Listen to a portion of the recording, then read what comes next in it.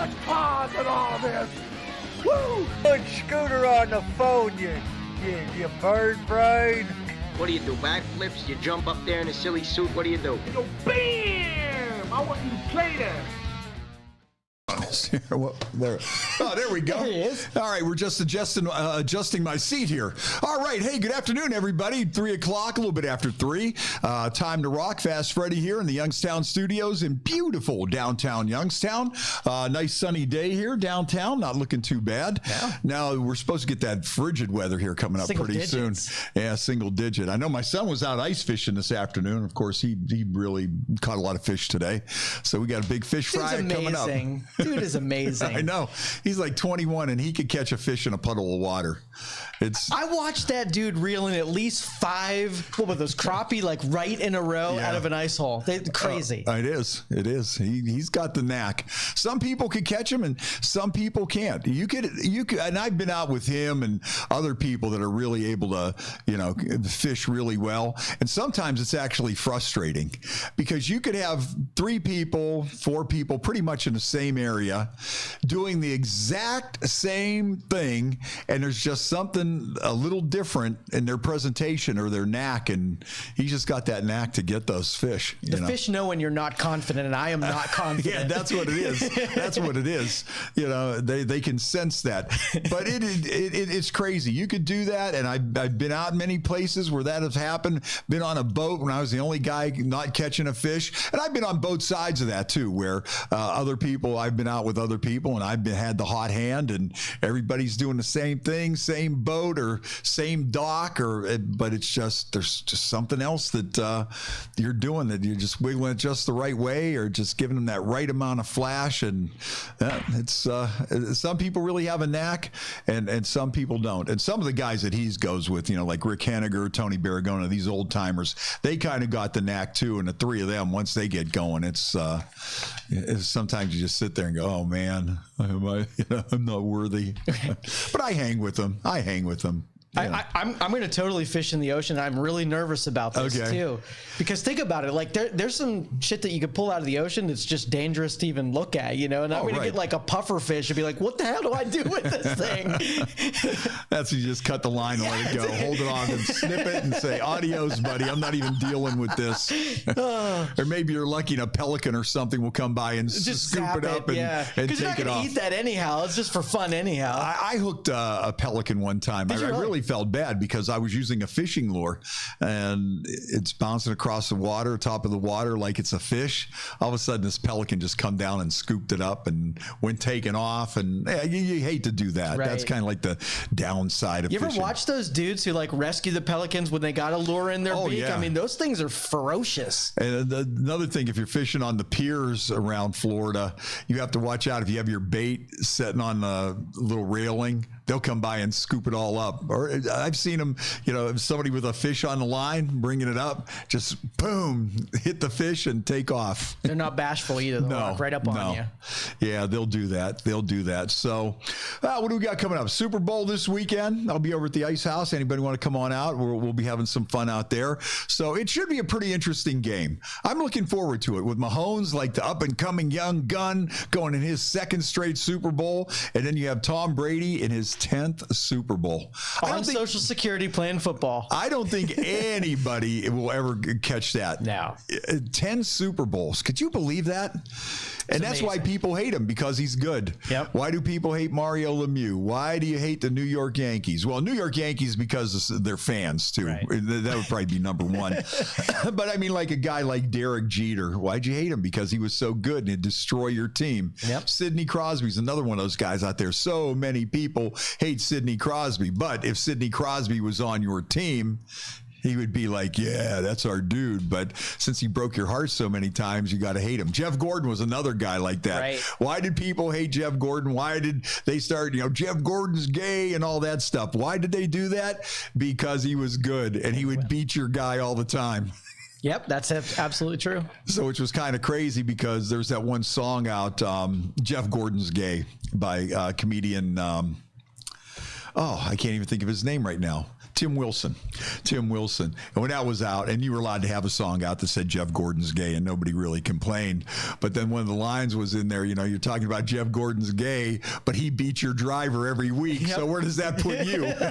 What does that make your driver? Right. But I don't think you're allowed to talk like that anymore. So we'll just move on. And I always thought Tom Brady wasn't a guy that was easy to hate. He wasn't like overly, he didn't, dance complain. around, yeah, always in a thing and tweeting and getting in your face and taunting people and, talking shit. And he never did any of that stuff. He just went out there and kicked ass and cheated a lot. Hey, let's not forget he's a cheater. Was that proven or is that still speculative? He's a cheater. How did he cheat with Tampa Bay? That's what I want to know. And how about Tampa Bay? Their baseball team was in the World Series. Their hockey team won the Stanley Cup. And now they're in the Super Bowl. They have those big three and they have COVID and you can't even get out to really enjoy it and party and celebrate, see your team in action in person. I mean, how terrible would that be? That's why the Browns didn't go to the Super Bowl this year.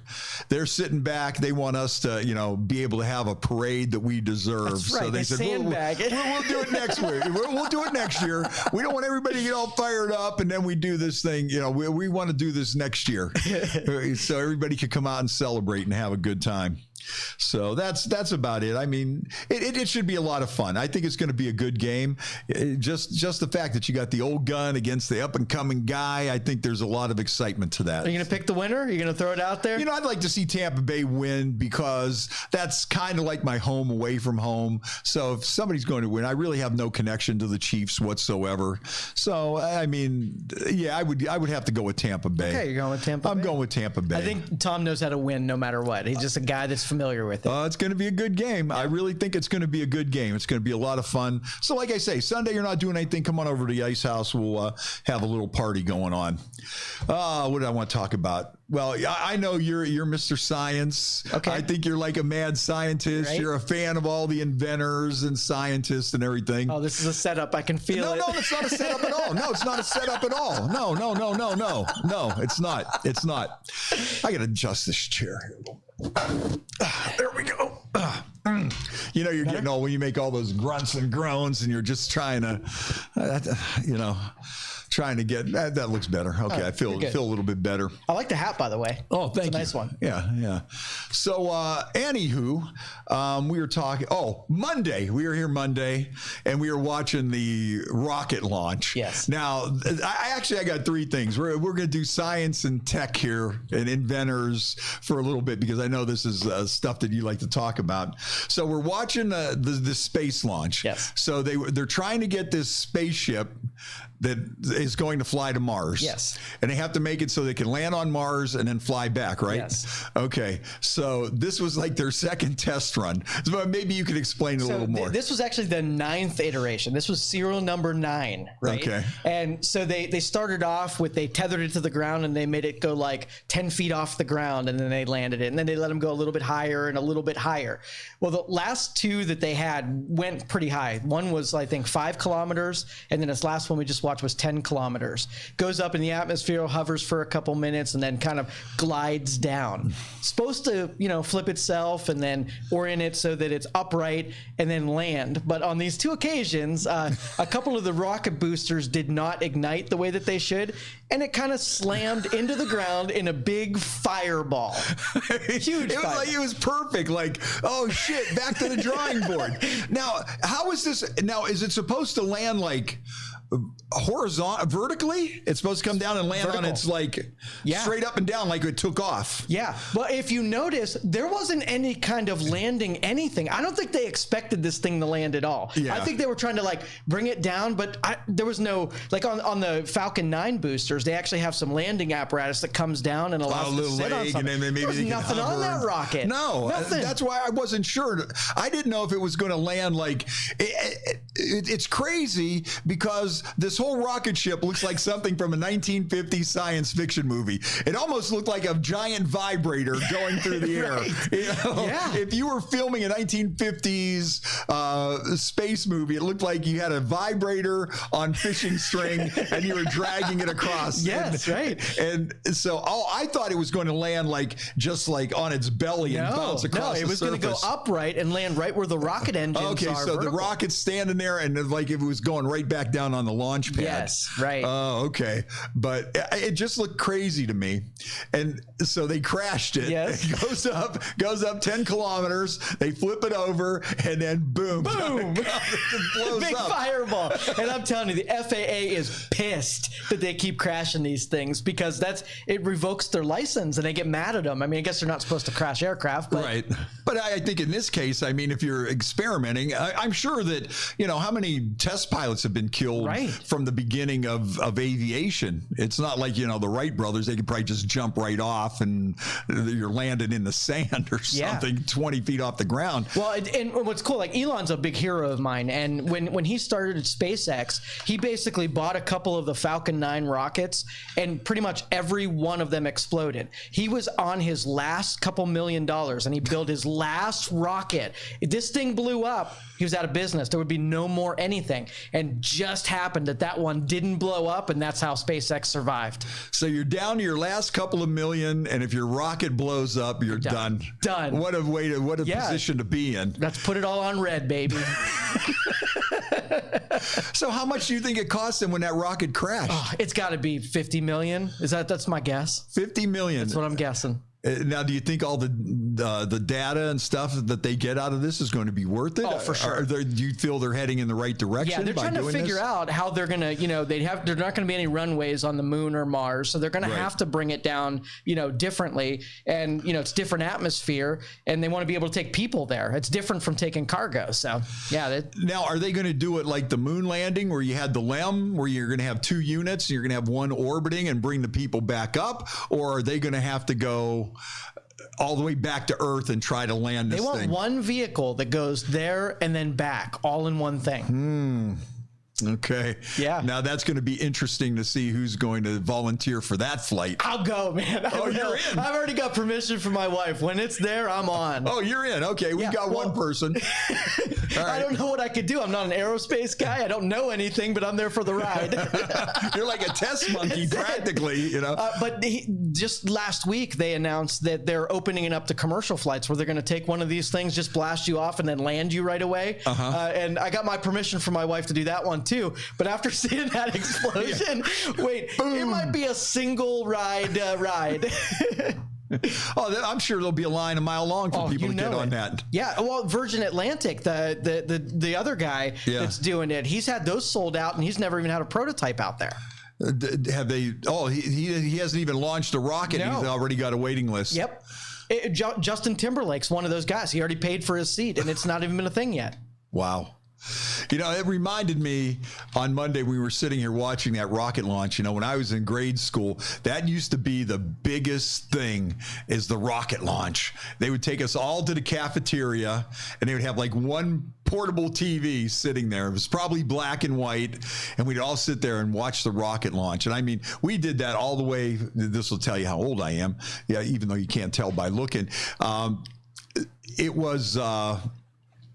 we went through the whole Mercury thing. We went through the whole Gemini thing. We went through the whole Apollo thing. And everybody was into rockets back then, like big time. I mean, astronauts and rockets and NASA. And you had kids that would collect pictures of the astronauts and patches from each mission. I mean, that used to be really cool. It was the number one. What do you want to be when you grow up? I want to be an astronaut. Yeah. And you still want to be. Yeah, right. You still want to be. Let's say hi to some people checking in here. William Bernicki checking in. Sap Dog, how you doing? Mario, Pat Palumbo, Patsy. Be sure to get Patsy's book, Left End, Tenacity, the Left End Story. Great book, man. I loved it. And you can get it down at his uncle's bar. Patsy's over in Camel. They have them down there. Johnny Kunzer checking in. Our friend Elizabeth. Jim Davidson checking in. We got Crazy checking in. And Let's see here. Yeah, Jim Davidson also brought up, going back a little ways, that Albert Bell was another one of those guys. Everybody hated Albert Bell. He was running over trick-or-treaters. He would, punch people. He was just a mean, grouchy son of a bitch. But if he was on your team, he's the man. Yep. There would have been anybody would want Albert Bell on the team. It was a weird dude too. I mean, when you used to watch him in the outfield between batters and stuff like that, he was quirky. He was really weird. He was a nut, man. Yes, he was. Terry Day checking in. Gary Miles, my sister Lynn, Leslie Bell, Denny Roth, Hunky Joe Fecco. Put in Bay News, Mike Mad Dog Adams released his summer dates for Put in Bay. That's good. We're going to have Mad Dog on the show here pretty soon. I'm working on getting him on. And Diana also checking in here today from Majory, Ohio, or as some people call it, Misery, Ohio. So now let's stay on the topic of Elon Musk, because this was another one that I saw today online, and I said, I can't wait to get down here and talk to Joe about this one, because this one to me is really, I don't really know where I stand on this whole thing. Elon Musk says that his neurotechnology company could be launching human trials later this year where they can put electronic chips in your brain and make you do things. And they're kind of making it right now for, like, if somebody's paralyzed. If you're paralyzed, these chips can make you operate your social media or maybe turn on your light with your brain in your mind, right? Do I have this right? Absolutely. So they're going to put this chip in your brain and say... Well, it's not even a chip. It's basically these little threads that they actually attach to your brain, these little threads that they sew into your brain. And then they come out through a little magnetic piece on the side of your skull. It's called Neuralink. But they are actually interfacing your actual brain. Scared? Oh. Yeah. And you can think stuff and it will do it. So what they're doing now is they're doing with pigs mostly, where they're attaching it to the brain. Yeah. And then they're mapping thoughts so they can see what thoughts look like on a digital thing. Right. So then they can take those digital profiles and move those digital profiles right to your brain without having to go through your eyes. So they can, like, implant an idea into your brain without having you to translate it. Oh, I don't know where to go with that. I think if the medical uses of that, I think the medical technology on this could be incredible. Who knows? Maybe people are paralyzed might actually be able to walk or think something. About it. So, like, if you say move left leg, and there's a mental profile of you moving your leg, you don't have that in your brain anymore. But then they take that profile and jam it in your brain. Now your leg starts moving again because you can't produce it on your own, but the Neuralink could produce it for you. And that's just from, like, some wires in your noggin. I'll show you some pictures of it later, that that they actually showed the medical team sewing these little things into a brain. It's crazy. It's sci-fi. It is. I think it's really out there. I know some people are like, oh, it's the number of the beast. And I mean, what could be the worst case scenarios that you could do with this kind of stuff? If the government kidnapped you or implanted these things when you were born by force, what would be some of the ramifications, the negative ramifications of that? Now, if they profiled your whole brain, let's just say you got stitched in. Now this machine can read thought patterns in your brain. They could take an imprint of your entire thought, all of your thoughts in your brain, and, like, move it outside your body. You could, like, move into a computer, and everything that was in your brain could be in the computer. You could back yourself up. Can you imagine that? Oh. And if you lost your mind, you could take your backup and restore it back to your brain. And get you back to where you were. Right. And this stuff isn't, like, that far off. No. I mean, this is in progress, and it's going on, and it's making headway. Yeah. Now, you said they experimented with pigs on this. I also saw where they taught a monkey to play a video game just by thinking about it. Like Pong or something. Yeah. So the monkey could think about it in his brain, and the game is playing. Yeah. Well, and they're even doing that with prosthetics, where you're controlling the movement of your prosthetic leg or arm just by thinking about it, because they know where in the brain takes to move your left finger, and all they got to do is push that button. The thought goes into your head, and your finger moves. That is just totally and completely insane. Yeah. I mean, it's like, where's it going? Where's it going? What could, I can't even think of where this would lead to 50 years from now. You're going to see sort of like machines and human beings fused. And I know we said that like with all the movies that we created out of this idea, but this is like the missing link between those two things. When a machine can interface with your brain, your body becomes less relevant. Oh, man. It's Terminator time, man. Oh, it definitely is. It's Terminator time. Yeah. Oh, when I read that, I still don't know how to, I haven't wrapped my mind around it. Maybe you could plug me into something here and I'll show you some videos. And when you watch them and you watch, like, they show the thoughts of a pig and how it's being so it'd be like a brainwave, right? Exactly. It'd be like, yep. And they'll do something and they'll watch the wave. They'll do something and watch the wave. Then I know what they did translated into what they saw on the screen. And then all I have to do is reverse the process where they take what they saw and push it back. And then the thing happens. Oh, man. It's hard to even fathom. Yeah. And it's a lot closer than people think that it is. This is, like you say, there's videos out there where they're already doing this stuff. Whew. Yeah, I don't know whether to be scared either, because when Elon, the guy who's vending, saying that the biggest threat to humanity is the project that I'm working on right now, when he's saying it, oh yeah, game over. Wow. I mean, if the government would put those in your head and stuff, or kidnap you, or, when a baby's born and get you in the hospital, and who knows where that could go. Well, here's a good thing. I mean, if obviously you want to be afraid about it, you can. But think about this: if I were to send you an image or a thought or an idea, like the Matrix, where they plugged it in and said, "I know kung fu now," right? Yeah. Well, you can learn things in bulk where you just kind of know it because it just gets shoved into your brain. You can communicate with you instead of me saying, "Hey, can you go do whatever?" I just put the thought into your head without having to use words. And this isn't science fiction. No. This is real technology that is going on. Yeah. Oh, where does it end from that, or where does it go from there? Yeah, you know what? Hey, I want to speak Ukrainian. All right. Beep, beep, beep, beep, beep, beep. Yep, that's it. So that's the positive side of it. Yeah, but if you could start interfacing with prosthetics and you can interface with machines, the next logical thing is cars, where your brain talks to your car, and then you don't have to think about driving. Your brain is thinking about driving, and instead of telling it where to go, your brain's telling it where to go. Oh, man. You better have a good brain, though, because... That is really nuts. Or what if they get you in prison? What if they make now prison sentences some way? What if they say you're a menace to society and we're going to take you into this place and we're going to rewire your brain so you don't commit crimes anymore, or whatever? Or they could plug in your brain and see if you've committed crimes. Right? Because you've committed crimes. What if they could just read what you've done? Oh, big trouble. They do the whole, There's no trials. They plug you in. Now, you know what, though? Think about this, too. Maybe I'm going to get a little far out there. But, okay, now say, when you think about the brain, okay? Now, they say, you're going to have your judgment day with God, okay? And they know all your sins. Maybe it's not that far-fetched where God just plugs you into a computer and hits the button, and he has his program with red flags and stuff, and you're sitting there and he goes, okay, blah, blah, blah, blah, blah, blah. Your score comes up on the board. Right. They have a whole program that gives you your score. That's it. And you could go through that. I mean, now, how far out there does that really sound? Actually, not that far. Not at all. They could plug your brain in.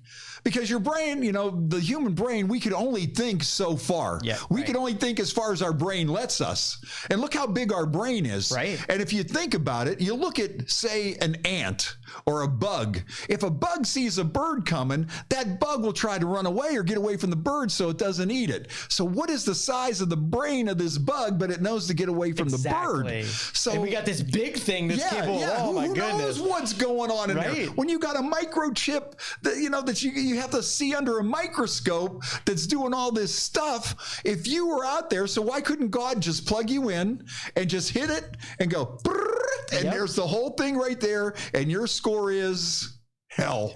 Your Fail. your score is purgatory for 300 years. And it doesn't really seem that far-fetched. Right. You know, well, how does God know every single thing that I do? Well, if he's a giant computer, then it could be it could make perfect sense. Yeah. And especially if they're doing this and they can read your brain and read your thoughts, why couldn't that be it? Okay. Yeah, I was driving the other day and well, not the other day, a couple months ago, and I hit a pothole and jacked up the front wheel that I had to get replaced. And I was thinking about, like, when I went through the service deal, I didn't have to say anything to them, right? I just hit a thing and it said service, and they looked at the cameras and the data on there, and they knew what I needed without me having to say, well, there was a dog, he ran out in front of me and the sun was in my eyes. Going, but I think it's bouncing like this. Right. And when they just knew everything. I didn't have to do anything. Oh, brother. That whole thing to me is, I don't know. It seems really frightening, and it seems closer than a lot of people realize, because it doesn't seem that far-fetched, and we have come to that point where you can do this thing. It's not like this is somebody making this up. It's going on right now as we speak. Well, you can go to the doctor, and the doctor can plug in the thing to you and see exactly what's wrong with you, right? Just like they do with the car. Check engine light comes on. Better accuracy. They plug you in and you're ready to go. That's it. You know, there's things maybe you're not explaining the right way to the doctor, or something you're not really feeling. You have to run tests anymore. Your body just tells them everything. That's so cool. Check engine light on. I like your nonchalant attitude. Oh, that's just so cool. I'm kind of like... The countdown to your death comes on the screen, like, oh yeah, you got 27 minutes to live, dude. Man. Just like it looks like your battery's going down. You know, better make your arrangements. Well, there's another thing. Okay, say, getting back to the religious part of this. Okay, if you're like predestined as when you're supposed to die, maybe that's in your brain already. Maybe. Yeah. And would you want to know? No, definitely not. I see sometimes they'll have that little thing on there about, how you'll die, or put this in, and how many, hours do you have? Or I would never fill that out. Never, ever, ever. Because then once you know that date, it would forever be what would actually happen. You'd make it happen even if it wasn't going to. Yeah. Oh man, that's some crazy stuff coming up, man. I don't even know where we're headed with stuff like that. It's just, and it's not a science fiction movie, folks. It's going on in a laboratory somewhere near you. Yeah. And then what was another one that I wanted to talk about? I got to get off of that for a while. Oh, how about the new Bill Gates idea to shoot this stuff up into the clouds to reflect the sun back up? Do we need another conspiracy theory out there? No, this is true. Real? No, this is another. Real. No, this is one that they're doing. Okay. So they're going to put something in the clouds that's reflective? Yes. It says billionaire Bill Gates is financially backing the development of sun-dimming technology that would potentially reflect sunlight out of the Earth's atmosphere, triggering a global cooling effect. The stratospheric controlled experiment launched by Harvard University scientists aims to examine the solution of spraying non-toxic calcium carbonate dust into the atmosphere, a sun-reflecting aerosol that may offset the effects of global warming. And they're already going to start tests on this somewhere. I think it was in Sweden or Switzerland. Whoa. And they're doing it in Sweden. They're going to start in June in a town near Sweden, where the Swedish Space Corporation has agreed to help launch a balloon carrying scientific equipment 12 miles high.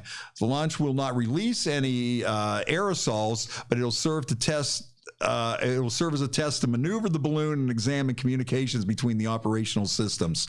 If successful, it could be a step towards the second experimental stage that would release a small amount of calcium carbide dust into the atmosphere to see if we can bounce the sun back into the atmosphere.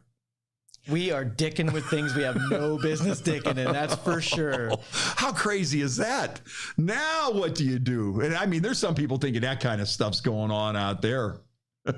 So, well, I mean, chemtrails. I mean, we've been talking about that forever. Like, don't you think that they've been dicking with this for a little while? Though? I definitely do. That's one thing that I think of. I think there's something going on in that vein. But now look at that. That's 3 things we talked about here today that is not from a science fiction movie, and it's just in the news as a regular news story. The ship to Mars, and they just smash them, and the mind-altering neurotechnology. And now Bill Gates wants to shoot this stuff up in there to combat global warming. There's a guy in Woodside saying, "I told you so! You guys wouldn't believe me!" Yeah, he's in a straight jacket going, "Ah!" Some kid wrote that as a science fiction thing in high school years ago or in college, and people were looking at him going, "Are you shitting me? Failure, man. Get your head straight. Get off the drugs, dude. Right. Put the pipe down and step back." That's a really amazing stuff. It's amazing stuff. The final evolution of a society is when a solar system takes advantage of their sun. So you put, like they say, Dyson sphere, where you put this thing around the sun and harness all of the energy and then pipe it down. And so, like, crazy people have been, messing with this for as long as I can remember. Yeah. And now, then you got a guy like Bill Gates with all his billions behind it, and what would that even look like? You're just standing outside, and they release some stuff in some reflective material that bounces sunlight away from the Earth to cool it down. Like, is this like Alaska or, Northern Hemisphere type of stuff? And then who's going to be in charge of this and who controls it? So what do you say? You know what? It's just too hot here in Florida, so we're going to cool it down. And who decides? Who decides what's right? Who decides what's wrong? See, that's even getting back to this other stuff with this neurotechnology. Who decides what's right? Who decides what's wrong? What are the ethics behind this? What could it be used for? What can it be used for? I'm sure that there's good intent if it can make a paralyzed person walk, or somebody that's a quadriplegic use their mind to turn on the light or turn on the TV or things of that nature. But then when you just start going further and further, and then you get some of these countries like China. Who knows what China would do with that kind of technology? I think it was in the 50s. There was a book where they were considering artificial intelligence, and they actually wrote like ethics rules for once robots started doing stuff. I'm going to look that up real quick, and I want to read them to you. Okay. Yeah. Check that out. I think that would be pretty interesting. Ethics of robots and how we should, what they should be allowed and allowed not to do. And then you always get people that want to break the rules. What if, like, you get some goofball, like little Rocket Man over in North Korea, or the Chinese, or some of these dictators in Iran, and they start getting people and literally brainwashing them or programming them to hate America and to be suicide bombers. You could probably do that with their brain. Right. Get a bunch of people that maybe you thought were degenerates or criminals, hook them up. Away they go. That's it. So it's only 3 rules. Keeps everybody safe. This is all we need. Okay. You ready? A robot may not injure a human being, or through inaction allow a human being to come to harm. Okay. So I'm with that. I'm down with that. A robot must obey the orders given it by human beings, except where such orders would conflict with the first law. So then if China said go kill a human being, it does not allow human beings to be killed, and rule number 2 is broken. Okay. And then number 3, a robot must protect its own existence as long as such protection does not conflict with the first or second laws. Do you feel safer? Oh, yeah. There we go. Yeah, we don't have to get too... Okay, just don't hurt any people, and you do what you're told. If the robots don't hurt anybody and they just do what they're told, then we're fine. Okay, that I could go along with. And I'm going to add a 4th one. Okay. With do not allow, like, exceptions, like, you were going to die anyway, so you should be killed. Yeah, no, it's just right as it is. Yep. That's all we need. 3 simple rules for robots. Can't injure a human being. Can't do anything that will harm a human being. The only orders it gets are to help human beings. And then, like you said, whose interpretation of help? right? What could be help? It could help us for the Chinese not to be on this planet, right? Sure. So wide interpretation. Yep. I hope I'm not going to be around to have to figure all this stuff out, man. I don't even want to be around when this all comes down, but it's coming. Yeah. It's coming. Unbelievable. Yeah, don't mess with Mother Nature. You're getting way out there with that kind of stuff. I don't even... I don't know, man. I love science, but I know. it changes stuff so dramatically anymore. All right, let's maybe we should change gears here a little bit. Yeah, you want to change gears for a minute or two, but sure. Let's lighten this up, boy. That was almost an hour of like, holy shit, where are we going now? The world's moments from ending. Congratulations, Yes. we're going home. And you heard it here first, right? We just put it all together for you in a nice package and put a bow on it. All this stuff is out there. It just all came to me this week. It's a revelation. It's a prophecy. Robots will be fine because they can't hurt humans, but murder monkeys are there. Yeah. Hey, you didn't say that's only on robots. You didn't say anything about neurotechnology. That's right. You didn't say anything about that. Wires in your brain, and we control it from a computer somewhere. And it's not even a microchip. It's a wire. It is. Yeah. Yoy, yoy, yoy, yoy, yoy, as the old hunkies used to say. Wow, that is really something. That is really something. I don't even know. You don't recover from that topic, man. No, yeah, it's like, okay, no matter what I got here, it's like, okay, maybe Any Florida we should. man? I mean, come on, let's go to Florida man. Yeah, I think we're going to switch gears here and head to Florida man, because Florida man's probably going to be the first person they're going to put wires in his head. Yeah, right. Straighten him out. But this might be the end of Florida man at some point in time. It will. All these people in Florida doing all this goofy stuff, this might put an end to it. Yep. You know, you might have to go to the little, what were they saying about Trump fans have to be reprogrammed or something? Reprogram camps, yeah.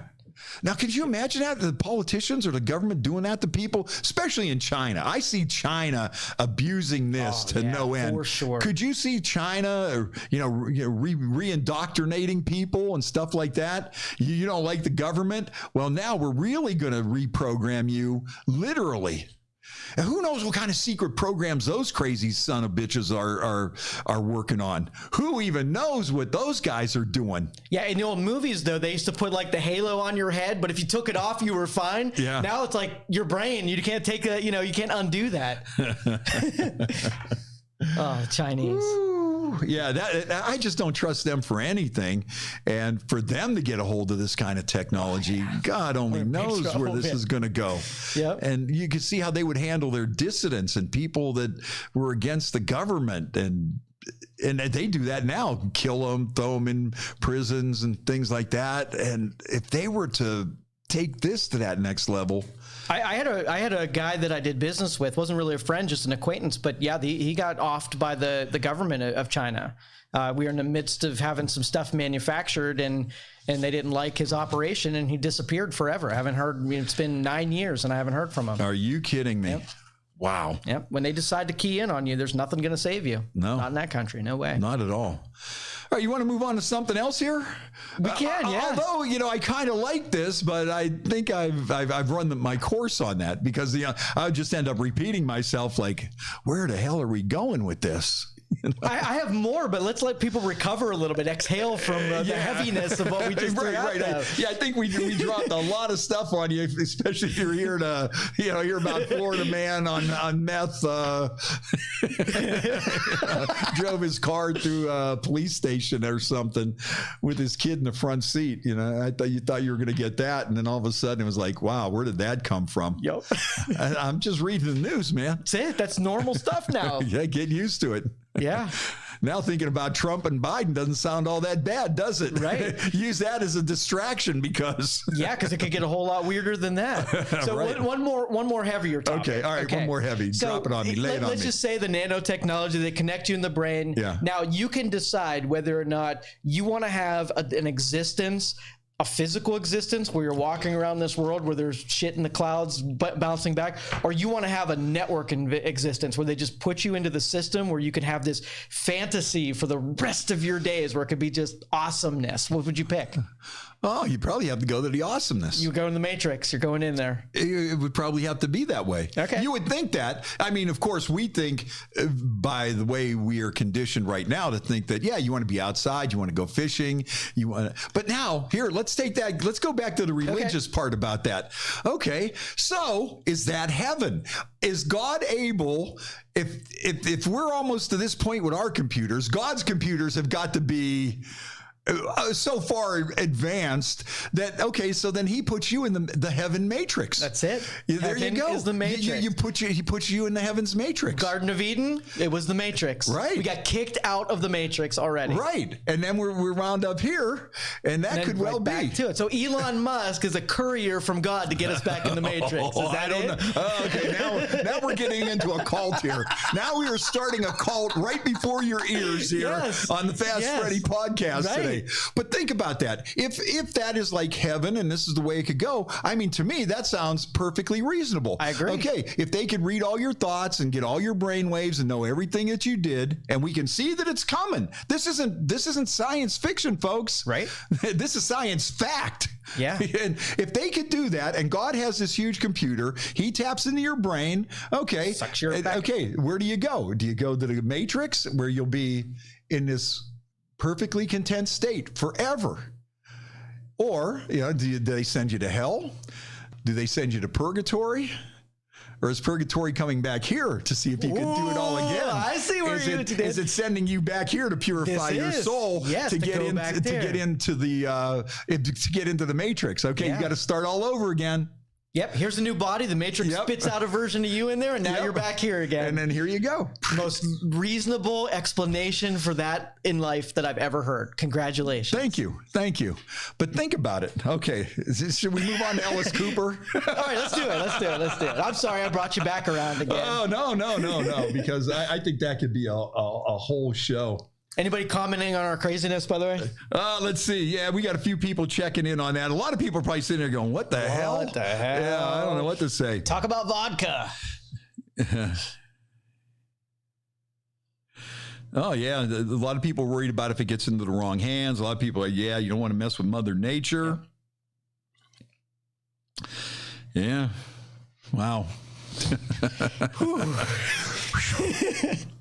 Boy, we had some big stuff come down here today. Yes, that's a lot to think about, So is your world becoming normal now? I mean, we had a conversation this morning about how businesses are deciding to get back into norms again and start operating like they usually did. And I'm like, I'm just not seeing that yet. I'm just not seeing people. I am seeing some signs. First of all, I noticed a lot of bars are staying open a little later, and they're starting to have bands in some places, and people are coming out.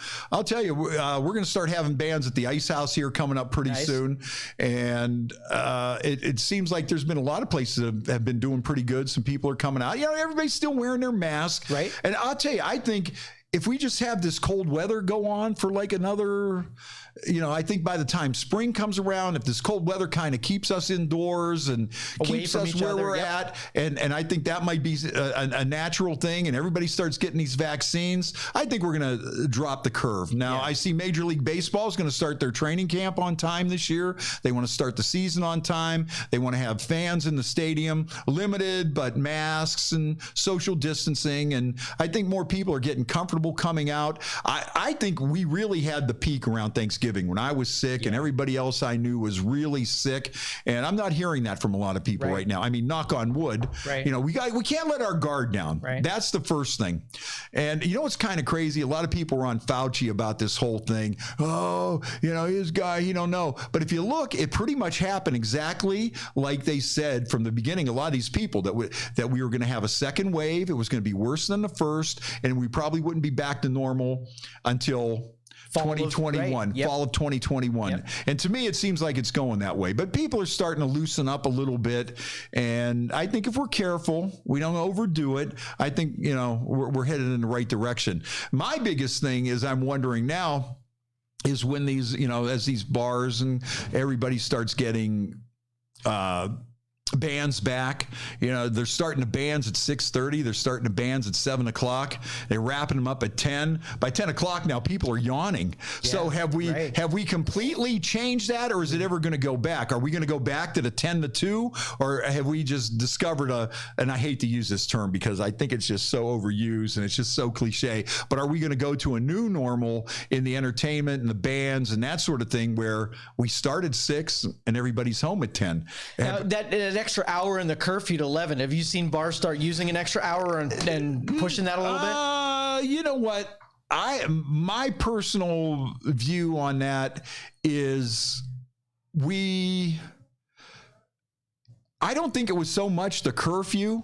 I think people did not want to go out. Okay. I think it was more, I think they could have extended that curfew, but I think when people were having their friends, their relatives, themselves getting sick, I think that we had that turn there with this second wave where people started taking it more serious. You see, you had your anti-maskers and everybody out there, and that is bullshit, and you're taking away our liberty and our rights and all that. But I think people just did not want to go out. I mean, the places that were open, a lot of them just weren't packed. People just weren't flocking out like, oh, yeah, okay, it's 10 o'clock. I'm going to go out. I think people are still being hesitant for the most part. Right. And that's what I see. And I could be completely wrong, but that's what I seem to notice. And now it seems like people are starting to come out a little more at that 7 o'clock and stay in until maybe 9:30. Because when the places were closing at 9:30 a few months ago, there was a lot of places by 9 o'clock, there was nobody there. Yeah. It's not, and you have almost a year of changing people's habits that there's just nothing to do when it gets dark anyhow. So might as well, go to bed early. Well, see, that's the thing that I think is going to be interesting to see, because so many people, myself included, I used to be a complete night owl, 2, 3 in the morning and sleep practically until noon or things like that, especially when I was working in the afternoon and I'd go do my show and then I would go do like the lube or bike night and I would go back and finish my commercials. And then by that time it's 2 o'clock and I'd fall asleep at 3 o'clock. I was in that complete nighttime, night owl lifestyle for years. And now since it's changed, it's not uncommon for me to be in bed by midnight, 1 o'clock, where before 1 o'clock I'd be doing commercials or wrapping up or loading my stuff up or loading my gear up or heading out. So it's going to be interesting to see if we have just changed everybody's habits over this whole year. And if people are just going to say, okay, it's 6 o'clock, I'm going to go out at 7 o'clock, 10 o'clock, I'm home, whether they say be out at 10 or not. Has everybody's body clocks changed to the point where it's like, oh man, that happened. As a matter of fact, I was at the Ice House on Tuesday, and some of the people were already like, because we were used to wrapping up at 9:30, a little bit after 10. A lot of people are like, oh man, I gotta go, So it's going to be interesting. Is 6 to 10 going to be the new time for bands? 7 to 10:45, even whether there's a curfew or not? Have people's body clocks changed because you haven't been going out? And if you haven't been out, say you haven't been out in a year, okay? Because we're coming up on that 1 year anniversary, St. Patty's Day. Say you haven't been out in a year, and you've been going to bed at 9 o'clock, 10 o'clock. Who knows? Checking out before the 11 o'clock news. Yeah. It's a good thing they have the 10 o'clock news on, because I ain't making the 11. Right. Well, that's what we talked about this morning, where there's a lot of companies now that their employees, 50% of them have been doing work from home. And now they pull that lever and say, okay, now it's time to come back to work again. Are those employees going to be able to go to an office and sit in a cubicle again versus when they were at home for a freaking year? You're at work and you're in your pajamas. Right. And if you just feel like stretching out and going and get a coffee, or you want to make a sandwich, or maybe you got the TV playing in the background, you got Prices Right on or something, and you're sitting can get used to this. Yeah. So we're going to see, and God forbid using that word again, the new normal, because I think there are going to be some changes, just because for a whole year we changed our whole body clock, the whole way we do things.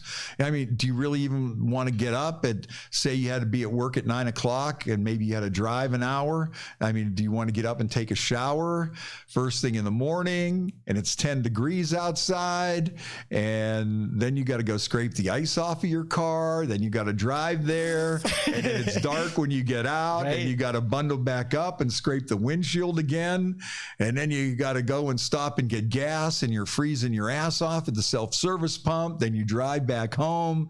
I don't know.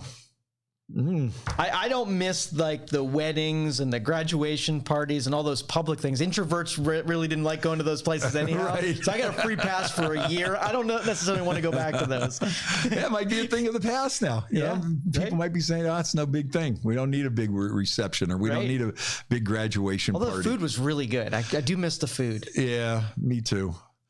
So, and plus me, you know, spinning a few of those, even though I'm not like a big wedding DJ or anything. You know, I've done a few things here and there. So, I don't know. We'll see what happens. We'll see what happens. But that seems to be the big thing is, I don't think it was so much the curfew that was keeping people away. I think people were keeping themselves away because they were worried and they knew too many people that had it, and it was striking close to them, and family members and friends and neighbors are passing away, and everybody really was, and people getting sick, younger people, even though they didn't have to go to the hospital, they get better. But if you had that and you were sick for like 2 weeks, you're like, okay. Oh, yeah. Right. Yeah, no, this isn't the flu. This isn't, some sniffles or a running nose. Or it was like, okay, this is some serious stuff here. So I think a lot of people took it more serious. Maybe not. Who knows? I don't know. I got a question, different topic whatsoever. Okay. I saw a dude, it was 20 degrees outside, and he was riding his motorcycle. And I was thinking, either this guy's the most badass that can't feel anything, or he's got some kind of tech in there that keeps him warm. I mean, is it possible that this guy could be driving through winter and being comfortable? Well, they do have electric suits. They do have heated electric suits and heated gloves and heated, hand grips. But I'm thinking that either A, he could have been a badass. Right. B, he could have been really dumb. Or C, he probably lost his driver's license. That's all he had. There's gravel everywhere from the snow. I'm thinking this dude is going to kill himself with all that loose stuff. Oh, yeah. So we get people, people ride, coming up next month, they'll be riding down to Daytona. Okay. All right. So it's about time then. I've seen people ride into Daytona covered in snow. Like your car would go through 4 states of snow for a day, Dang. People in their helmet are like that, and their beard is frozen solid. And well, a lot of times, when you do that, though, you really want to wear a full face mask.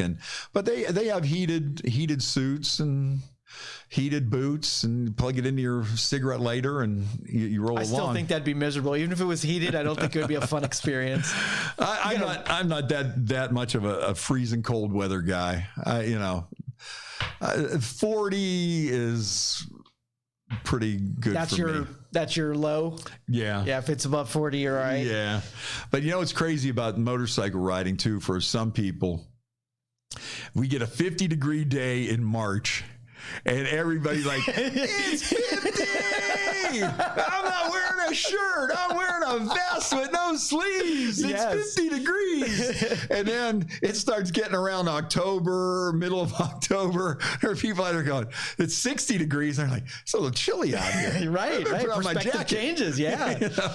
So what's your next event? Like what's your first motorcycle event that you'll be going to? I don't know. Maybe Daytona. Okay. There's some guys who want to ride down. Well, Jay Bird that stopped in a few weeks ago, he wants to ride down to Key West. I'd like to do that. Okay. Or, I don't know. It all depends. I want to get out there, though, and have some fun. That's what I want to do. So anyways, today is Alice Cooper's birthday. I knew we'd get to that. Here, you want to start feeling old? Alice Cooper, 73 years old, boys and girls.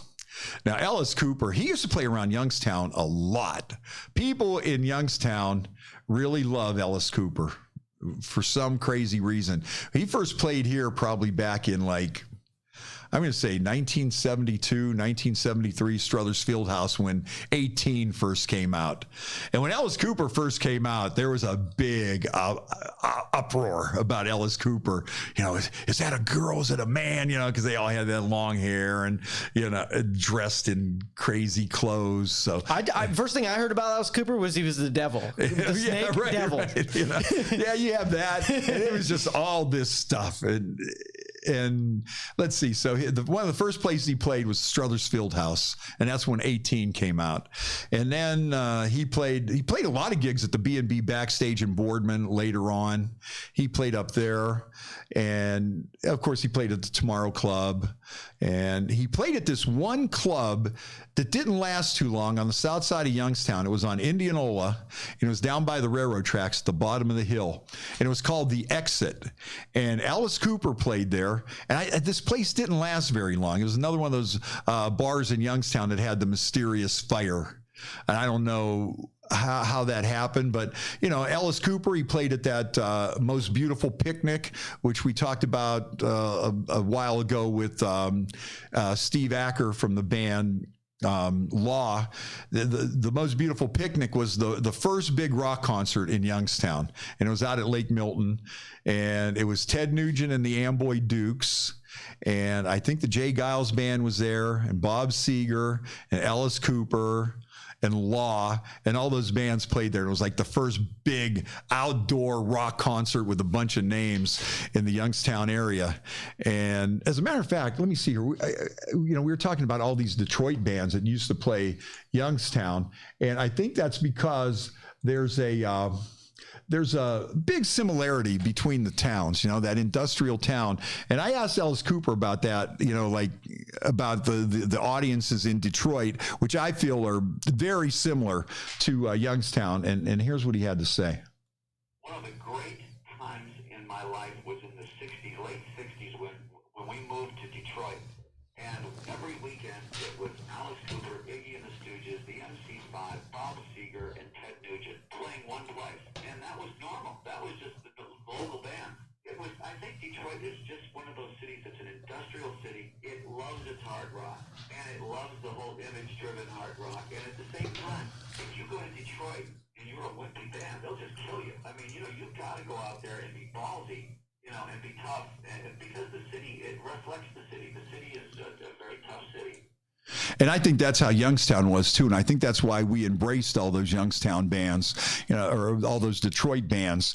And let's see, Alice Cooper played at the Tomorrow Club. One of the best Alice Cooper shows that I have ever seen. I don't know if it was the best, but one of the craziest was Alice Cooper and Rob Zombie at the Covelli Center. And it was the Twins of Evil tour. And I remember we had a before and after party up at the Royal Oaks, and it was just a drunken stupor. I mean, there were so many people partying their asses off, and that might have been maybe 10 years ago, 8 years ago. But that day, and the people I was with, and just everybody that was at that show right around Halloween, and people were in costumes. It was just crazy. Alice Cooper and Rob Zombie, and they fit together so well because they both, with the sci-fi and that sort of thing. I'm trying to think of some other gigs around Youngstown that Alice Cooper played. Let's see. Yeah, B&B Backstage, the Exit, Struthers Fieldhouse, Tomorrow Club, Covelli Center. But you know what? That guy's 73 years old and he still rocks. Isn't that crazy?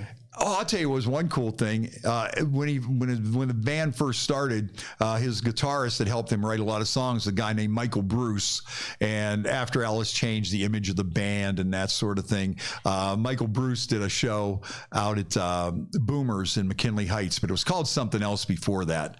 And I got a chance to sing like School's Out on stage with him. He brought like 3 or 4 of us up, and I'm like, man, this is the guy that wrote, School's Out, and we're up there, singing along with them. And it was really a cool moment. I thought that was really cool. But that's the thing about Alice, one of the things about Alice, that he has always surrounded himself with such a killer band. He didn't just stick with the same old guys from day one. It might be a good thing. It might be a bad thing, but, when you see some 74-year-old guys up there, they're not going to bring it like he has the female guitar player. And he has two other like young gun guitar slingers. So they bring a lot of energy and a better visual to the show, as well as all of Ellis's crazy stuff that he's got going on stage. So I think that's one thing, is that he's always kind of kept a younger band to keep that energy and to keep that look up so it doesn't look too dated. And I think that's one of the things. But what do you think? Let me get this one. What do you think Ellis Cooper says is the key to his longevity?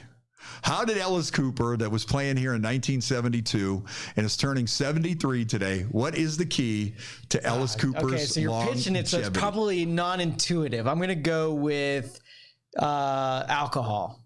Well, let's see if that's the answer. I could tell you this, though. He hasn't drank in years. Ah, shit. Recovering alcoholic. All right, never mind. I couldn't have been more off. All right, here's what he says.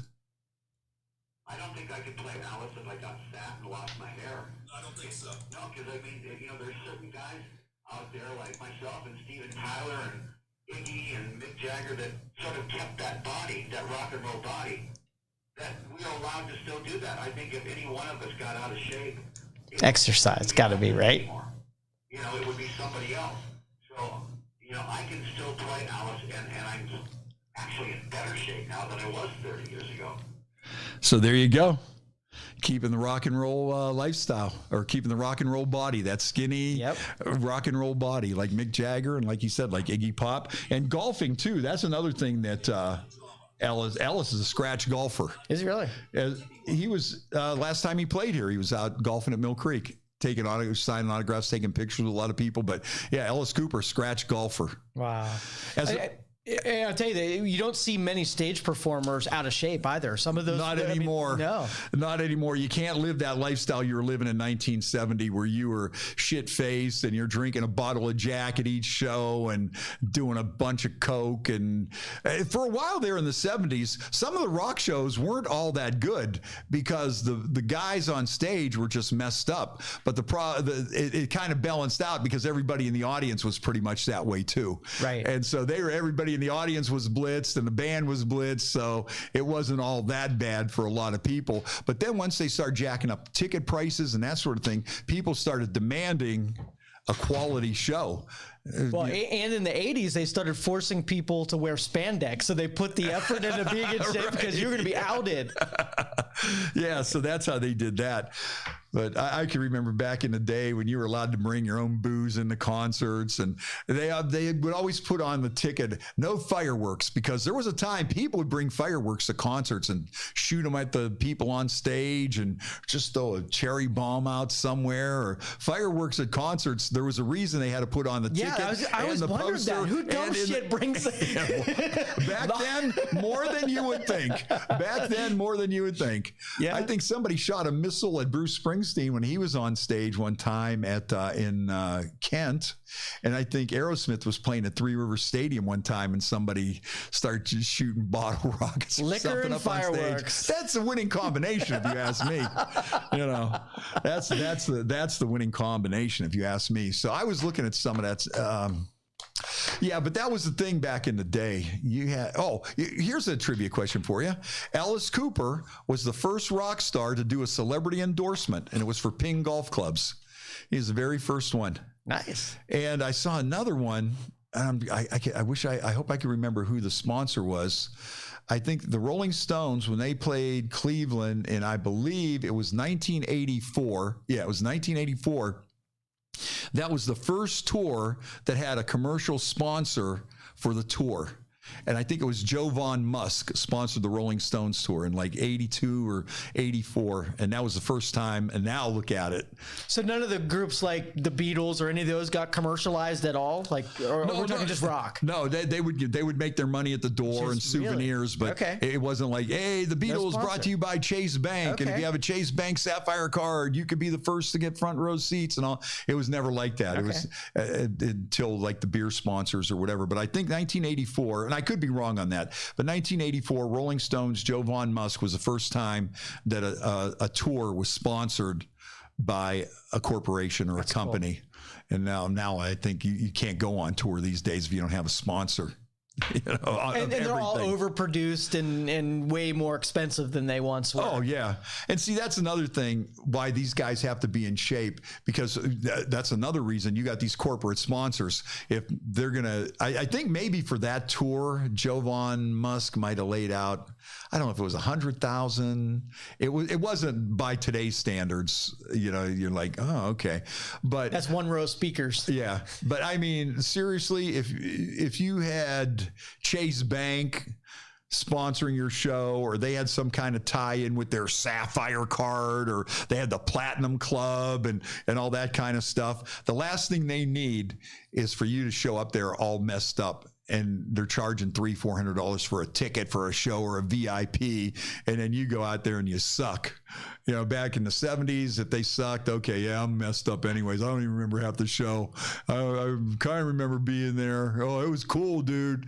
And if you probably listen to a tape or a playback, they're out of tune and can't remember the words, and people are shooting fireworks on the stage. So I think that corporate sponsorship also had some of these people tamed down. Yeah.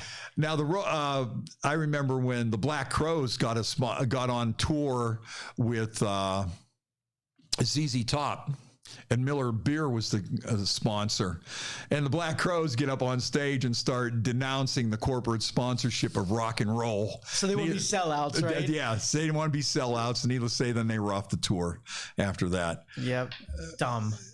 And Neil Young, I'll tell you, Neil Young's got a good song out that was popular years ago, right when all this was starting to go down. And it was like, this note's for you. And he's like, I'm not singing for Pepsi. I'm not singing for Coke. I'm not singing for Spuds. This note's for you. And that was a good one. And the music was kind of like some of those beer commercials for like Michelob that were running there, like probably 85, maybe 90. They had, I think a Steve Winwood song was on one of them. You belong to the night. And it was almost like kind of a Miami Vice type vibe with that kind of music. And I think Phil Collins might have did one, and there was a big deal about that, the integrity of rock and roll and the corporate sponsorship. And now you see, somebody once said you hear better songs on the commercials than you do on radio these days. Right. And most of those followings were the rebels and the anti-establishment, so they almost had to. Yeah, it's like, we're not making music for the man. Right. And there's still some people that keep that integrity. I get the integrity, but also I think the realization is you don't necessarily have to be a struggling artist. I mean, if this is what you do for work, you might want to make some money somewhere. That's right. And I mean, if you really think that, then don't sell T-shirts or anything at your concert either. But I get the whole thing. I get where it's coming from. And I see both sides. I mean, sometimes they're a blatant sellout. And like Willie Nelson used to say, I'm not selling out, I'm buying in. Yeah. So there's a little bit of a difference there. You're selling out or you're buying in. Well, and half the way that they make money has been like eroded by, record sales and stuff like that. I mean, that's a huge chunk of what they used to get. Yeah, now bands, that's, especially for the classic rock bands, touring is how they make their money now. Before they made it on album sales, and now it's like, some of these bands are selling off some of the rights to their music, and because it's not out there anymore like it used to be. They're not. It's an entirely different ball game. Here's one though that I came across since we're talking about concerts: the Blossom Music Center 1985 schedule. Oh yeah, bring it. Listen to this schedule. I mean, read every band, and maybe if you were there, you might want to comment. If you were at any of these shows, you might want to comment. The summer of '85 had to be one of the baddest concert schedules for Blossom Music Center. 1985, they started out with Santana, Bryan Adams, Tom Petty and the Heartbreakers, Eric Clapton, the Pointer Sisters, Michael Stanley, the Beach Boys, Crosby, Stills, and Nash and the band, John Waite and Meatloaf, Night Ranger, Aerosmith, Sting, Dan Fogelberg, Kenny Loggins, Barry Manilow, Rat and Bon Jovi, and Bon Jovi opened for Rat on that one. Rick Springfield, Dire Straits, Men at Work, Joe Walsh, John Denver, Jimmy Buffett, The Grateful Dead, The Beach Boys, Alabama, Huey Lewis and the News, George Thorogood and Johnny Winter, Don Henley, The Kinks, and then Cheap Trick and Heart. That was our summer in Northeast Ohio. At Blossom Music Center. Wow. That was a summer to remember there. They had everybody and their brother there. That was just insane. So maybe you were at some of those concerts in 1985. A lot of good stuff there going on. All right, we talked about Bill Gates and the clouds. Well, can I ask you a concert question before? All right, so you know how like they do some pairings every once in a while where you take different genres and they'll tour them together. Yeah. What's your favorite like different type of genre that's been together? You know, I haven't seen too many, but I mean, probably the most notable was when Jimi Hendrix opened for the Monkees. That was like well known. Bruce Springsteen opened for Anne Murray. And it's always been notoriously tough. I think we talked about this with a couple other people on the show about opening acts and even how if they were great and they got booed off the stage because people were there to see the headliner, they didn't care. Right. Stevie Ray Vaughan opening for Huey Lewis and the News and getting booed off the stage. I mean, you know. Well, then you had like Run DMC and Aerosmith where they did a hybrid. Yeah. You know. I don't really, I can't really remember too many but my musical taste is so wide, so it probably didn't even matter to me. But most of the shows that I've seen, they all made sense. But especially back in the 70s, if you start going, but even back then, everybody seemed to be kind of open-minded for some of those shows. Either they booed the guy off the stage or they really loved him and said, oh, I saw that guy when he was at whatever. And he opened for, you're not going to believe this, he opened for Bon Jovi. Well, Bon Jovi opened for Donnie Iris, so, you know. All right, what else we got as far as music going? Oh, I don't know. How about Screech dying? He was a weird dude, man. Oh, yeah. Screech was one of the problems. Screech was one of the weirdest guys out there, honestly. Yeah. And I've interviewed him and worked with him, you know, several times. And we always had a good thing, you know, our interviews were always good, but I was always on edge that you were going to say the wrong thing or he was going to go goofy or flip out.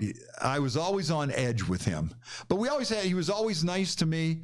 And well, I guess maybe if you started out and you were Screech and you were known as Screech for your entire life, some people might have a hard time dealing with that. Yeah, you might jump into that identity. It might become you. Or no, you just hate it so much. You don't want to be Screech. That's the last thing in the world you want to do. And a few years ago, he went to jail. He stabbed some guy. And I was just thinking, I never saw the details of why he stabbed him, but it was probably because the guy was calling him Screech. I bet. You know? And who were the Zach and Kelly? Were they the popular couple? And people were probably, hey, Screech, how about Zach banging Kelly, huh? You didn't get any of that, did you? Yeah. I don't think Screech had a catchphrase, though, did he? No, I don't. You know, and I'm just picturing this guy just getting on Screech. Hey, Screech! You know, and he probably just flipped out and stabbed him. But all those child actors are jacked up, though. It does something to you. Except Ron Howard. Ron Howard was one of those guys that made it through like with flying colors. He must have had a good family. And with Screech, you know what? Our buddy Bob Golub. You remember Bob Golub? You know, he is in the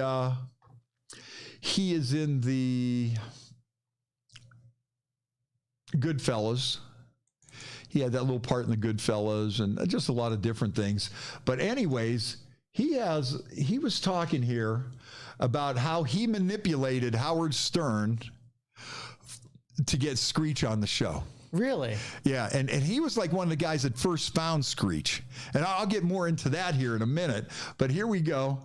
This is our buddy Bob Golub, and he's talking about how, you know, his relationship with Screech and how he got Screech on to the Howard Stern show. It's a good one. Let's give this a listen. So Howard Stern has a book out now talking about therapy. Let me tell you a true story. This is about 20 years ago. I was working with Dustin Diamond, Screech from Saved by the Bell. I taught him stand-up comedy.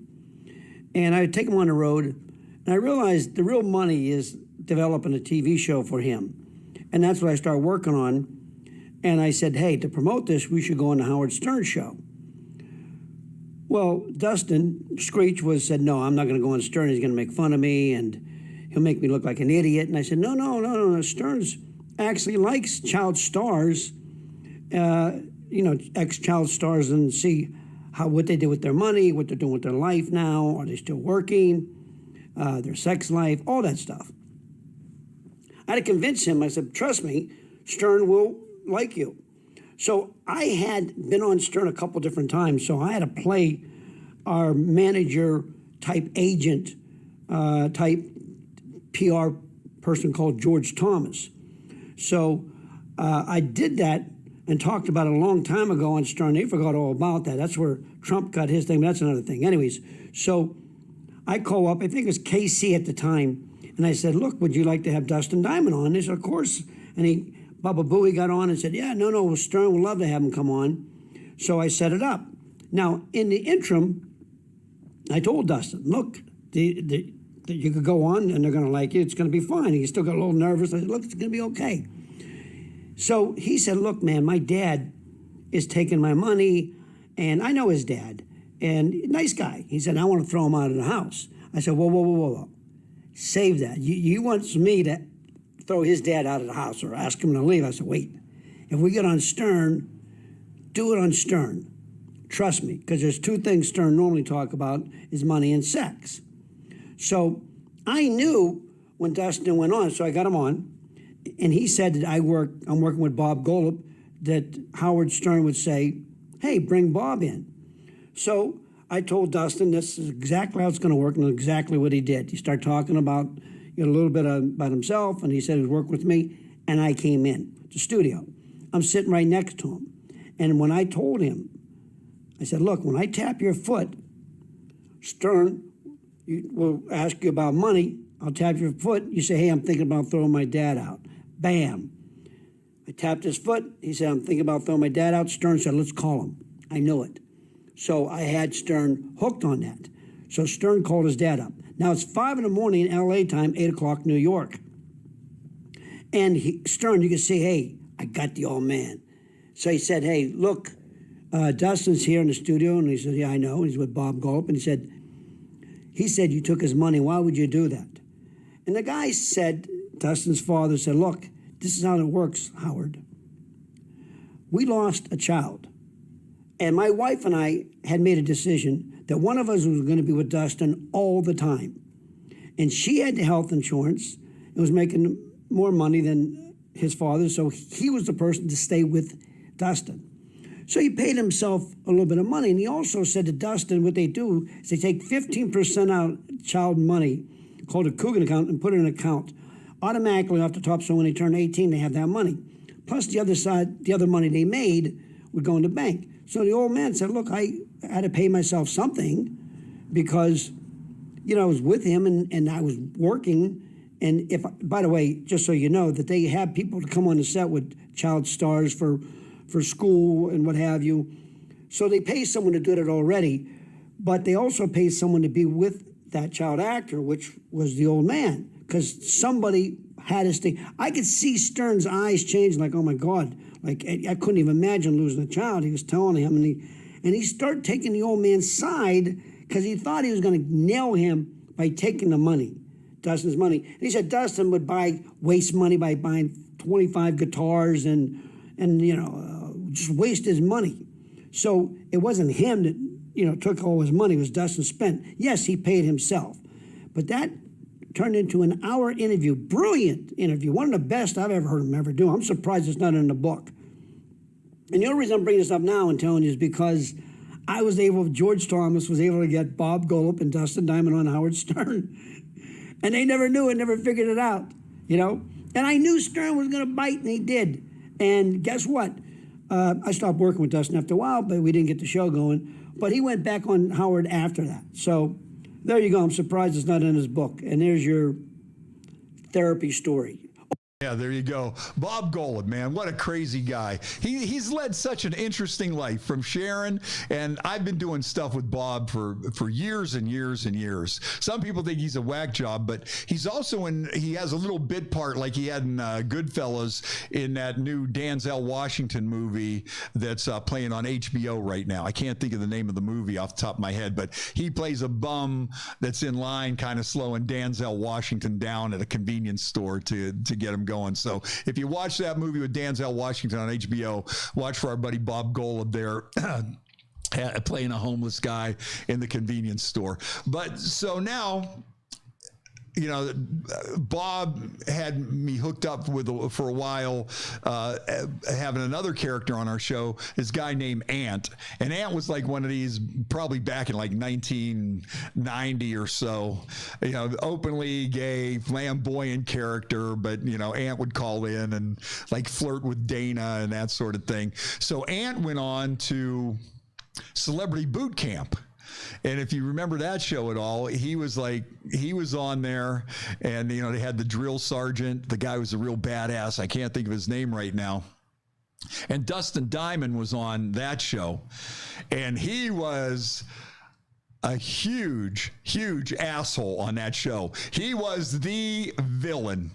And so I have him on the air, and we're talking about, you know, Celebrity Boot Camp. And then, and once again, like I say with him, I was always on eggshells because I don't know. This is Dustin Diamond. He might stab me. This guy could. What's this guy capable of? And, you know, we started talking about that. And I mean, he just come right out and said, "Dude, it's reality TV, and I got to give them what they want." And he really made no bones about it. It was like, it's reality TV. He knows the business. And he did it well. He was really a good villain on that. Yeah, was it Celebrity Fit Club? Is that what it was? I got it written down here somewhere. Yeah, Celebrity Fit Club. And yeah, Ant was on there. Was he heavy? What the heck was? I thought he was a skinny dude his whole life. I forget what he was. You know, well, no, he was kind of a big guy. He was kind of a big guy, and he was just talking about the whole show, but that was really his job on that show, was just to piss the guy off. The guy was a Marine Corps. The guy was really a Marine Corps drill sergeant. Oh, what the heck was his name? It says Harvey something. Yeah. Harvey. Yeah, Harvey. He was a Marine Corps. Drill sergeant in real life. And oh, you're right. He was a little bit of a bigger dude. I'll tell you. And Screech just used to run that guy. You know, he used to just get on this guy so bad. And I remember when Screech had a sex tape out for a while, and he put it out himself. Oh. Screech had a sex tape out, and then he went on to say that.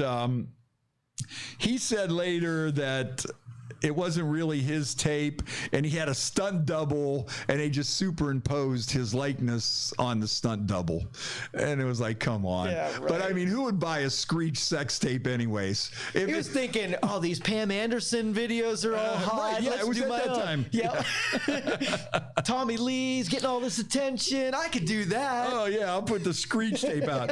And the name of his video is called Screech Saved by the Smell. And he would always spell Screech with 3 E's because for copyright reasons. So he would spell it with 3 E's. Yeah, and he was a young dude. I can't believe do you know what he died from?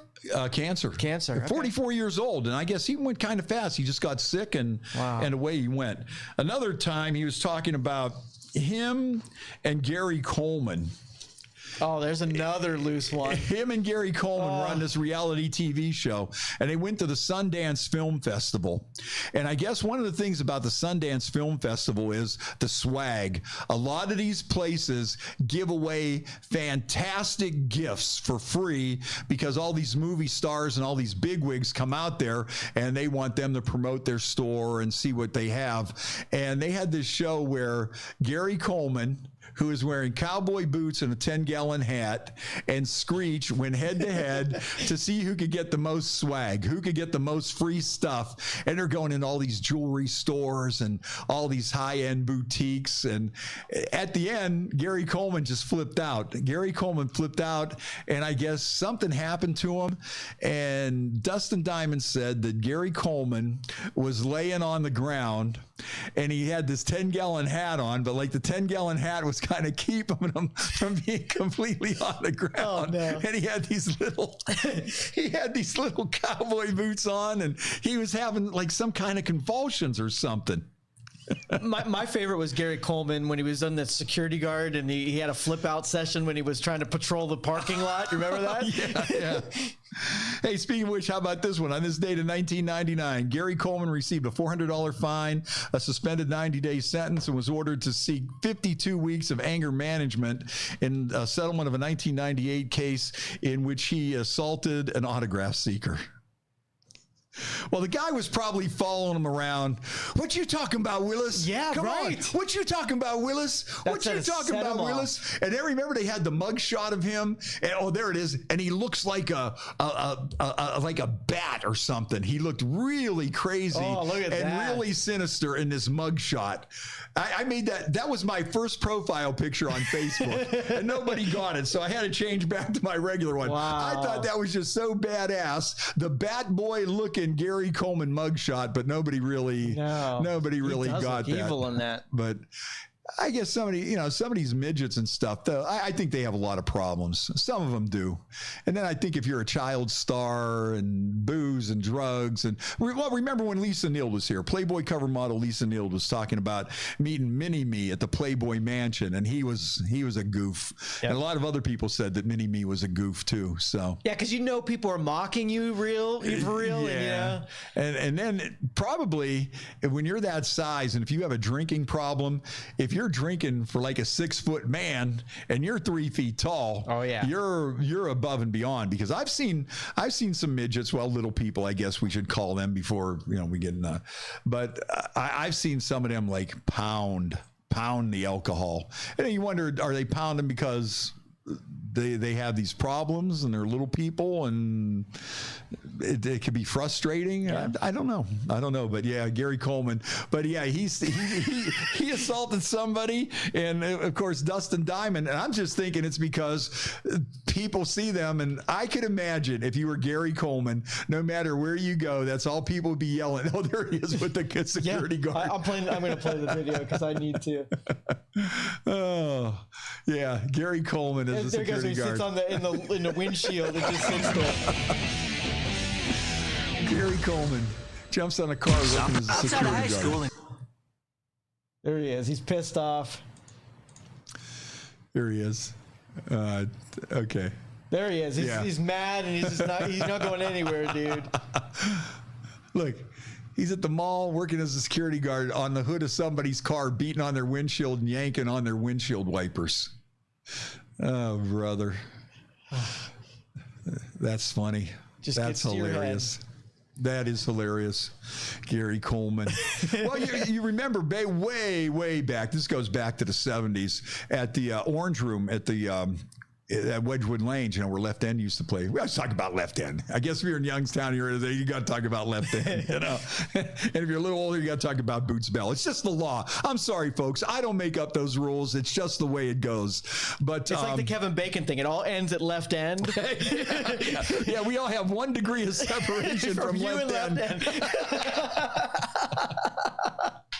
So the bouncer they used to have there was Pat Belon, and Pat played the E.T. character. He was inside the suit, and he was a little person. And I think he was in Over the Rainbow, and he was a heck of a guy. He was a fellow Ukrainian. He was a Uk, and his mom used to have a little shop where she would sell Ukrainian artifacts and pottery and all that kind of stuff. But anyways, he was for a while he was the mascot for WKBN radio. He was the KBN kid, and they'd dress him up in a cowboy suit. But I mean, he was very well adjusted, and he worked for a bouncer for a while out at Wedgwood. And you know what? Nobody would give him any trouble. That's the thing, because are you going to fight a midget? Are you going to fight a little person, unless it's midget tossing or something like that? Which I don't even know if we're allowed to talk about that. It's all good. I have hosted a lot of that back in the day too, folks. But he would diffuse the situation just because he would walk up. start tugging on somebody's pant leg or something. They're like, oh, wagging the finger at you. Yeah. And then it was like, okay. Yep. And he was a good novelty too, because the girls would love him, and he'd come in and they'd have him standing there checking IDs, and he'd be standing on a little counter, and it was cool. But he was very well adjusted. He didn't have any drinking problems or anything, and he was just an all around good person. Right. Great family.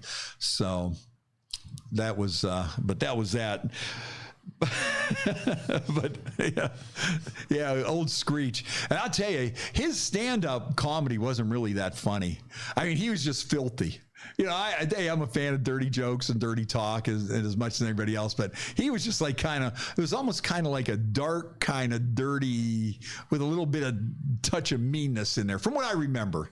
Now I might go watch his video and think, oh, okay, that wasn't like that at all. But from what I recall, he caught me off guard with his type of comedy. And what's that other dad on that sitcom show? Oh, Bob Saget. Yeah, he caught me off guard too. Those are guys who were off the reservation. Oh yeah, they were both pretty dirty. Bob Saget especially. I mean, he just comes up there and just lets it roll. And how did he get cast on a family-friendly sitcom being Uncle Jesse's brother? What's going on here? Right.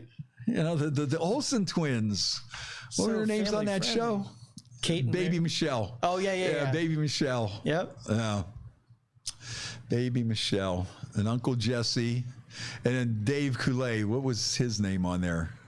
Uncle Jesse and I forget his name. And Dave Coulee, and he would do the Bullwinkle impersonation, and he was a hockey fan, and I can't even think of his name now. What's his name? Oh, Uncle Jesse and I got the Google machine here. Yeah, what's why the show are we name? Trying to think? What's the show name? What was that? That wasn't One Day at a Time. No. Full House. Full House. There we go. Uncle Jesse and Pam Tanner, Baby Michelle, Uncle Joey. There it is, Uncle Joey. Now, Dave Coulee, he wasn't a dirty comedian from what I recall. I think he was kind of pretty straight lace. That's another thing, man. I think people are missing the comedy clubs. It's been over a year since people have seen live comedy anywhere. Yeah, for sure. We got to get some more of my comedy friends on here and see what they're up to. Are they still doing it? Like Haywood Banks and any of the national acts still do their thing, or they kind of closed down? No, it's been closed down. Wow. They've been shut down pretty well. I mean, they might be doing some shows here and there, but it's been tough for those guys. Boy, what do you do when you go that whole year like that? Right. And you're a comic. What do you do? Yeah, and if you're that ventriloquist guy, you get national attention and you could just go on TV. But if you're a guy that's just doing the stages, right. You're done. You do your show. You appear on the Bob and Tom show to promote your shows in all the different cities where they air. And I think we can get some of your comedy friends to come down here and do a little set with us. I mean, I think that'd be nice. Yeah, I think we're going to do that. I think we'll do that. I think that would be a lot of fun. But I still want to get. I still want to get Bob Zaney on. He's got some funny. He's got a little funny comedy clip on that Dry Bar comedy that's out there floating around. He's got a good set on there. And you promised Basil. Yeah, we got to get Basil back on. I'll get in touch with Basil. Sean Morey is one of my favorites too. Now Sean hasn't had anything. I haven't heard him like on Bob and Tom or any of those places for a long time. But I mean, he had a lot of funny stuff. He had the Man song. I don't take no crap from anybody else but you. And he had a ton of funny things. Actually, him and Chris Patrick wrote a few songs together too that were on a couple of his CDs. So I'd have to get Sean Morey on and some of these other people, and just to see what they're up to, how they're staying busy, how they're keeping afloat. They had to pick up some kind of other job. What do you do when you're like a comedian? Yeah, we tried to run a couple of them down here to see, what kind of demand there was for virtual comedy, and it's just not the same. No, it's not. It's not. You really need the interaction. You do. You really do. Comics thrive on that. And sometimes if you have a comic, that's why you do need, sometimes on the radio or like on some of those, you need a little bit of that fake laughter. First of all, to set the tone, just to make it to set the tone and make it sound right. I got laughter right there. The blue button's laughter. Yeah, that's right? a little too much. But you know, a natural laugh is good. And a natural laugh is good. But you need that natural laughter. Plus, I remember when we first did a couple of those comedians down here and tried to do the comedy show. And I think what the problem was, and the one guy was pretty funny, but he didn't have his timing down, because you judge your timing by the laughter of the crowd and the reaction of the crowd. And so he would tell a joke and it was funny, but there was no laughter, and he thought he was bombing. Right. So instead of him going on to his next joke like he normally would, he would make fun of himself or something. Yeah. Well, I guess that one ain't too, where if he would have just kept rolling, because it was funny. I was laughing. I was watching it at home, and I was laughing. And that's why you have laughter on sitcoms and stuff too, because it does fill in. There's a place for it, and there's a reason for it. But I mean, some people overdo it. You don't want to overdo it. Kill me. I hate them. I hate when it's nonstop, Now you take The Office. The Office has no laugh track, and you laugh the whole time. Right. So. Hey, you gave me a couple audio clips. We want to play any of those or no? I don't know, man. What do we got? We only got a few minutes left. Okay. I don't know if we necessarily have to. You know what? Let's do them. Let's do that. Let's do the Tippy Wives. The Tupperware one. I was just talking to Casey Malone, because I want to get Chrissy Patrick on the show in the worst way, because that would be just so freaking funny, because she is just such a naturally funny person. And her and Casey Malone, they just captured the Tippy Wives. I mean, they are the Tippy Wives, not in real life, but I mean, when they do these things, it's so believable that you could just picture these. So this one here, the Tippy Wives talking about a Tupperware party. I just heard from that loser sister of mine. Oh, what did she want? Bail money for that low-life truck driver husband of hers again? Even worse, she invited me to, I can't even say it, a Tupperware party. And she wants me to bring one of my friends. Like we actually save leftovers? Besides, who wants something in the refrigerator that burps? Could you see those big, ugly plastic salt and pepper shakers in my china closet? That would be like parking a Cavalier in the garage next to the Benz. Well, my sister, she just doesn't get it. I mean, she's still carrying around that hand-me-down Gucci bag I gave her like it's some big deal. That thing was done last summer. Next thing you know, she's gonna start selling that Avon. Who would want to buy makeup from some overweight spandex-wearing hillbilly who drops it off at your house on her way to the bowling alley? At least Mary Kay has got that Cadillac, but why in the hell did they paint the goddamn thing Puerto Rican pink? If I'm not paying at least $100 for a tube of foundation at Bloomie's, I don't even want it. Hey, that's why I have a beauty consultant. I didn't sleep with that plastic surgeon to get this facelift just to smear Crisco all over it. That would be worse than shopping for clothes at Dollar General. I would die. Those things are still so good to this day. Those are like a good old-fashioned sitcom, because making fun of pretentious rich people has never gone out of style. It will not go out of style, and everybody knows somebody like that. Yep. That just paints a picture in your mind where you just sit there and go, damn, okay, I know who that is. Yep. Everybody has one. Denise DeBartolo York was a big fan of those, of all people, if you could imagine that. He's probably the queen of the Tippy Wives, right? Right. So that's I got to get Chrissy Patrick in here. Everybody's saying, "Hey, Chrissy, when are you gonna bring her in?" Because that show, I think, would be really funny. Oh, I know who passed away today. Sad news. Danny Ray. You know who Danny Ray is? He's the cape guy from James Brown. Over all those years when James Brown would be on stage and doing his dance and stuff, he would be the guy that would bring the cape out for Soul Brother #1, James Brown. Now, that's a gig I wanted. Couldn't I be the cape guy for James Brown? Oh, there we go. But you got to admit that the James Brown cape routine was probably one of the most exciting gimmicks in music. because Brother James, Soul Brother #1, would come out there, and he would usually do it on Please, Please, Please. And it would be like he was putting out so much, and he was just giving it us all. That's right. And it was like he got to the point where he was delirious. He didn't even know where he was, and he's falling on the floor, and he's about to faint, and he's in another world. And, you know, Danny Ray would come out and, you know, try to put a blazer on him and stuff, or just stand there and like hold him up like, where's James going with this now, man? Look at, he's in this other world. And it worked so well. Right. And they would put the cape on him, and they would bring him out, and then maybe he'd come back like, you know, round number 2, or he'd be like crawling across the floor like he had nothing left. And then all of a sudden, you know, maybe he'd take his blazer off, and Danny Ray would run out and pick up his blazer and maybe put it on him. And then all of a sudden, Soul Brother #1 would get back up, almost like a wrestling move. Some people say he got it from Gorgeous George, the wrestler, but that would be the thing. He would be out there, and it was just something that, and he played it off so well, because he'd be, you know, doing it to death in a cold sweat and just ripping off his face, and he's just out there all manic and, you know, all emotional, and you're like, is Brother James gonna finish the show? And put the cape on him, let's get him off of here before something happens to him. And then he'd take the cape off. Sometimes it'd come back out 2 or 3 times, and the crowd would go right.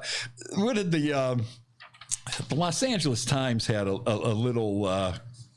a little thing here. They had a great article, but I think the one line here I kind of like. It said, for more than 45 years, Ballet Ray rushed to help the Godfather of Soul during the climatic moment in the process of playing a critical co-starring role in Brown's magnetic stage show. Whenever Brown collapsed with a feigned grief during the song Please Please Me, Ray was there to comfort Brown just in case he fainted out of desperation. You know?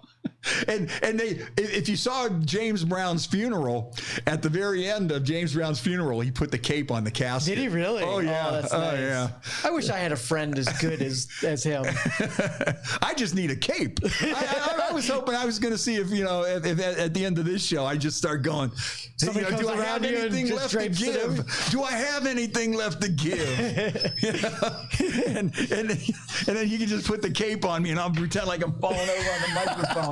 And you like a preacher, you're just sweating. Yeah, you hold me up, and then I go back down, and then you just stand there and like kind of look at me for a little bit, and you're worried, and then you want to put the cape on me and get me out of the chair, but then all of a sudden, it's kind of like when in wrestling, when we have somebody in the sleeper hold, and they have the champ in the sleeper hold, and it looked like it was going to be all over, and somebody would have the Hulkster in the sleeper hold, you know, and it looked like it's down, you know, they do the count where they bring up his hand, and it just flops back down. 2, 3, and then they get to like 9 just before they're about to count him out, and then at like 9, come on, get up. And then all of a sudden at 9 they lift up his hand, and it just stays up. It just stays up, and then it starts shaking, and then you see the champ, and he starts going into a convulsion, and he's shaking, and he shakes off the sleeper hold, and he turns it around, and I think that's how we got to finish every show here. Yes. You know, and then you put the cape around me, and I just leave everything that I got right here on this table. Yeah. You think you can carry it, though? Because I think some people are like, did Fred not take his blood pressure medication? He's been drinking again before the show, hasn't he?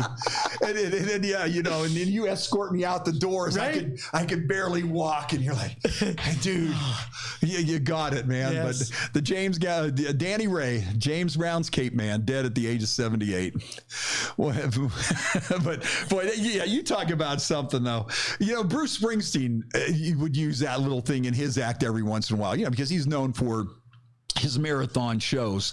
So the boss would, you know, like, as he was going into like maybe the second hour, and it'd be like he was in a trance, and can we even go anymore? You know, do we have anything left? And you know, and the crowd would get louder and louder. 7, the arm goes up, nothing, it flops back down. Come on, Hulk, get up.